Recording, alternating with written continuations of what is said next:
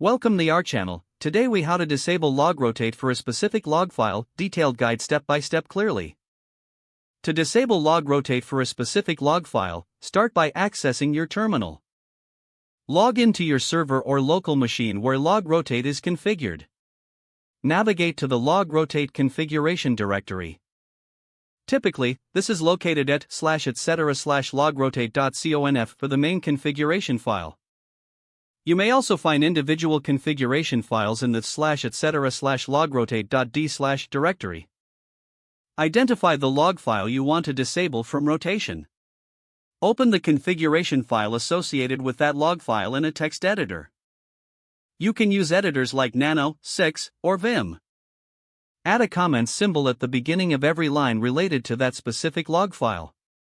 This will effectively disable any Logrotate configuration for that log file. Alternatively, you can create a new configuration file specifically for disabling rotation. Create a new file in the /etc/logrotate.d/ directory using your chosen text editor. Name the file something descriptive, like disable log file. In this new file, enter the path to your specific log file. Add the line /path/ to your /log file to start the configuration. Then include the missing gok directive to avoid errors if the log file is not present. Next, add the monthly directive to ensure it does not rotate at all. Finally, add the closing brace to complete the syntax. Save and close the text editor. To verify your changes, you can run Logrotate in debug mode. Use the command logrotate d/etc/logrotate.conf. Check the output for any mention of the specific log file. This will confirm that Logrotate will not attempt to rotate your designated log file. Your adjustments are now complete, and Logrotate will leave that log file alone.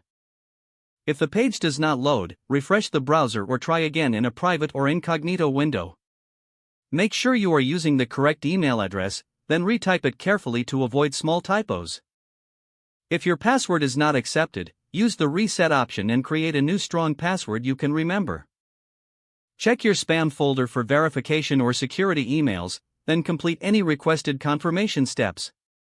Don't forget to like this video and subscribe to our channel for more step-by-step tech guides.